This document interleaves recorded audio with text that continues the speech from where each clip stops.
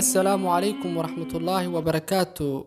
soo dhawaada saaxiibada qiimaha badan ee ku xiran kanaalkeena Sahal Daljir.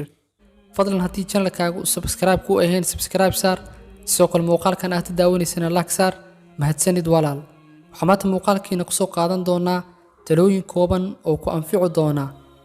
ficilkaagu waxa uu muujinayaa caqligaaga barkii, sidaa darteed waxaa habboon waxa aad qabanayso in ay noqdaan wax wanaagsan.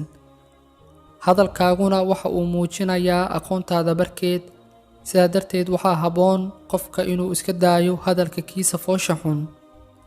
muuqaalkaaguna waxa uu muujinayaa noloshaada barkeed, sidaa darteed waxaa habboon aragtidaada iyo lebiskaaguba in aad wanaajiso. waxaadna ogaataa ama marka qaar in aadan u baahnayn qof in aad noloshiisa ka waraysato, balse waxaad noloshiisa ka dhex fahmi kartaa hadba waxa uu kuu muujiyo ficilkiisa, hadalkiisa iyo muuqaalkiisaba.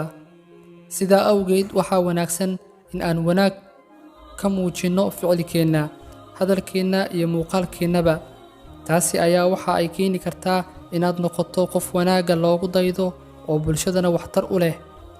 haddii dadku ay wanaaggaaga daydaan oo aad wax wanaagsan farto, waxaad ku noolaan doontaa nolol uu Alle subxaanahu wa tacaala raalli ka yahay. maalinta aakhirana Alle subxaanahu wa tacaala wuxuu ku siin doonaa abaalgud aad u wanaagsan.